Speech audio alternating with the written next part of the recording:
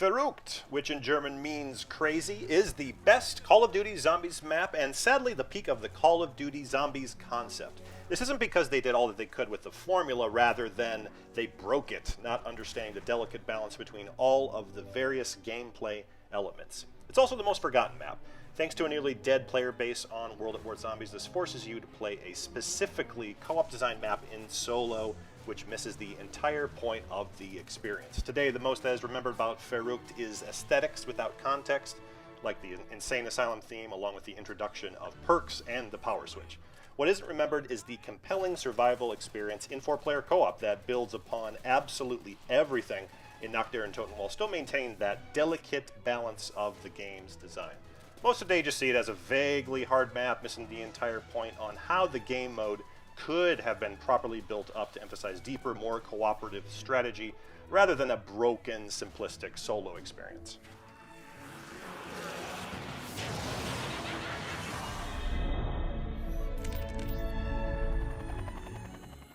Like Nacht Der Untoten, the remakes in Black Ops 1 and, not surprisingly, Black Ops 3 completely mess up this balance while even taking some stuff out. Black Ops 3 is just a complete mess, so again, just looking at Black Ops 1 remake, that is even worse than it was for Nacht right from the beginning.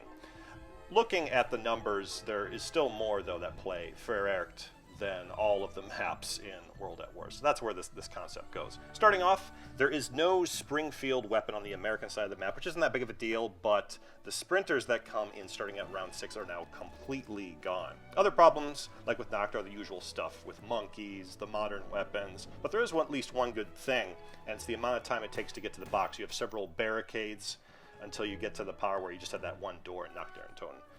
With that out of the way, here are the top 5 reasons World at War Verruckt is the best Call of Duty Zombies map. Perks were introduced in Verruckt and are a good addition to the map, adding some player progression. Sure, other maps have perks too, but they never make you feel overpowered in Verruckt by the time that you get them. Also, bouncing Bettys, which are mines that you can lay, were introduced in Verruckt, strengthening and emphasizing the camping aspects of the first game. There's also assets for like mounting machine guns in Verruckt, more this camping focus, but this was scrapped by the time Shino Numa came out.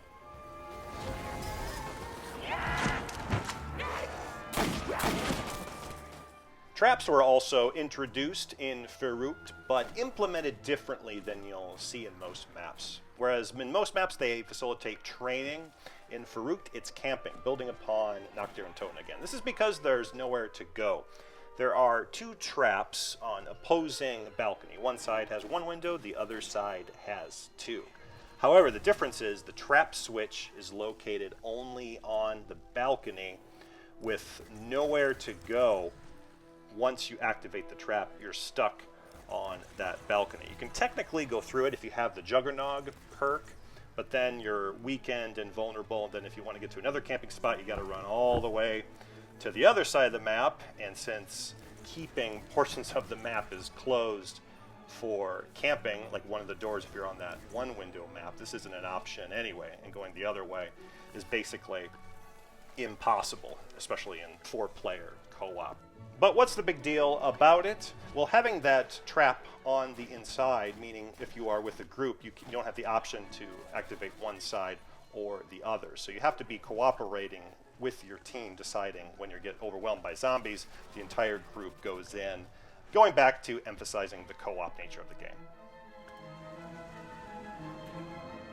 Verruckt adds more to the initial stages, adding German and American weapons on each side that you spawn in. It continues this theme, adding more powerful weapons with each respective side, like the MP40 and the Thompson machine gun, as you buy your way up to the power switch on each side. Besides building upon the map design, though, from Nacht, discouraging training even more so, like Nacht, it is also well designed. You learn how to play and get better by simply playing the map and surviving. Big difference is it is a specifically designed 4-player co-op map. You start on one of 2 sides with a locked, unpowered door that can only be opened by buying through all of the barricades on at least one of the 2 sides. Now the problem here is that it's a camp or die map, so while you're traversing and exploring your side of the map, you need to decide what to keep closed and ultimately where you're going to camp. This makes it a lot more interesting traversing through each side, because you're paying attention to potential camping spots where the barricades are, along with the windows or walls where the zombies are going to be coming in if you choose to camp somewhere. Throughout all of my playthroughs, everything was always bought up though, but one difference is that people would more often quit after not getting revived in the Black Ops 1 version. I think this goes back to the perception on how a zombies map should be. The stakes are lower. You're expecting to survive up to a certain round and to not struggle for the first 10 plus 20 whatever rounds. And the map itself, it all needs to be laid out for you. You just need to open up every barricade on the map. There are plenty of training spots for everybody, which boils down to your ability to run in a circle by yourself. This is where part of the boredom, I think, comes from. Besides the lack of difficulty, you're also disengaged, though, with the actual map or your teammates doing your own thing in a, quotes, cooperative game mode. And this is that feeling of, with more modern maps, even though like graphically looks better, the map itself looks more interesting, it might be massive and huge, it's that participation in the map itself that is so limited that gives it a shelf life and ultimately makes it boring. Zombie AI has been massively improved upon from Nacht Der Untoten, at least by modern zombie mode standards. Not a lot changes usually map to map or even game to game. You'd notice this first with the zombies trying to grab you through the windows. Window boarding was still a necessity in these earlier maps. The biggest change though is the sprinters from round 6 on, making it even more difficult to train in what is already an all but impossible strategy in zombies at this point. Like with the perks you may mention, they did have sprinters in later maps, but it's not a coincidence that it took so long. The problem is that at that point too, the map design is too open and broken, with the player character being so overpowered that simplistically trading it alone is still a viable strategy. You had things like stamina up, and then just general mobility is quite a bit faster, and how they sprint and behave isn't exactly the same. It's all about balance though, in any case. The problem isn't the addition of new gameplay elements, it's the end result in how they interact with each other. The example being like with the perks, the traps, even map design. This can all work, it's just a matter of how it plays out and that difficulty still being intact. Some other aesthetics, the crazy stances of the zombies, are also some good additions that make this map more unique.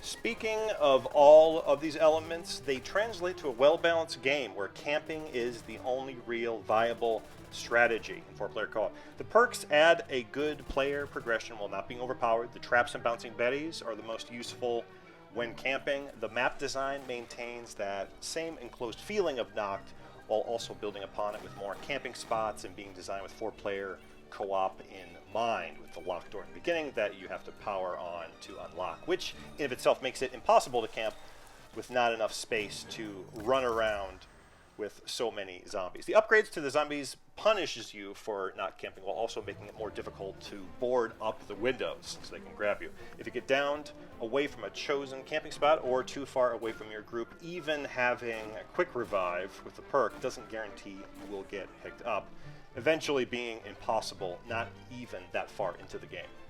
If you're a part of the majority of zombie players, chances are you do like to train and run around in a circle. But don't mistake this for some high-level strategy. It's not.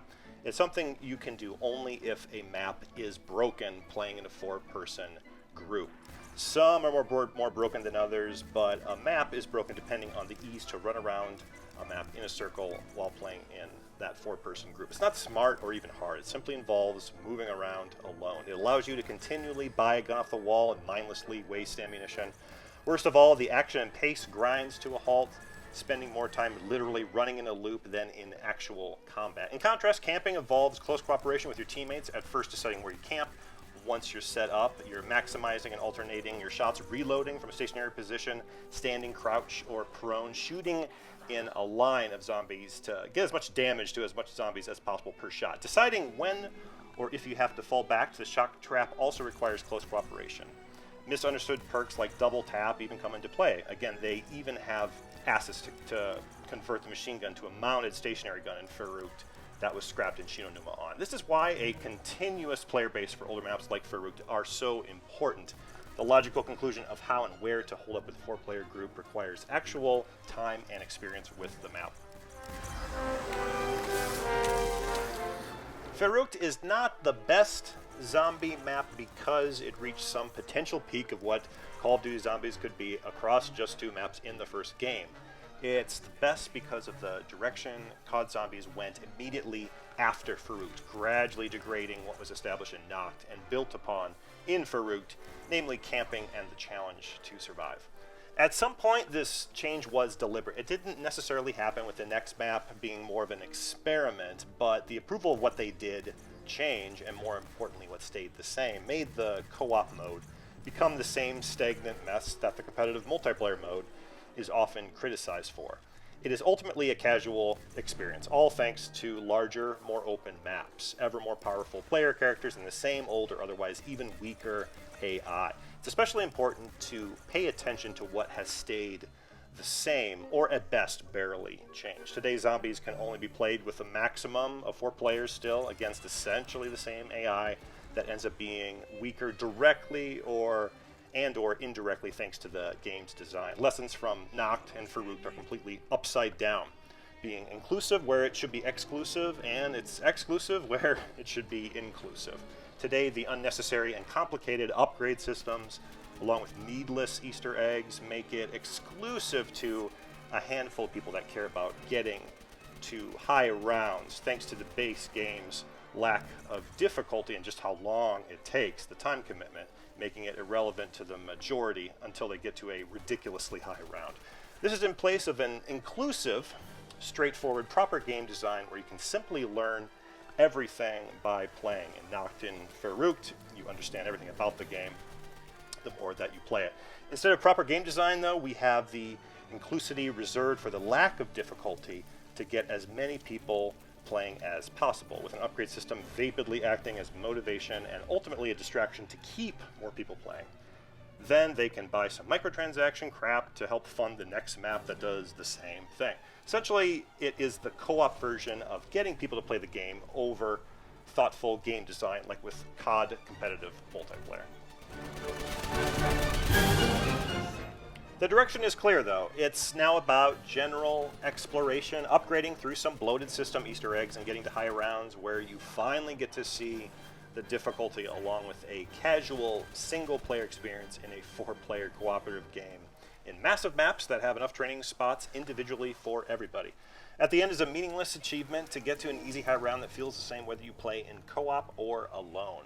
It's not about the challenge to survive or cooperative play. Once the boredom sets in, there's another Call of Duty game to distract you with the same junk, repeating the cycle. It gets more and more complex on the surface while remains simplistic underneath. It's been a progressive decline over several years, and I doubt that it'll ever change. There's been over a decade of Call of Duty games and maps of this stuff with a loyal fan base based entirely around this. Visit a Zombies community or forum and you'll overwhelmingly see a desire for it to go specifically in this direction. But hey, let me know what you think in the comments below. If you like this video, please give a like. If you really liked it, consider subscribing. And I will see you next time.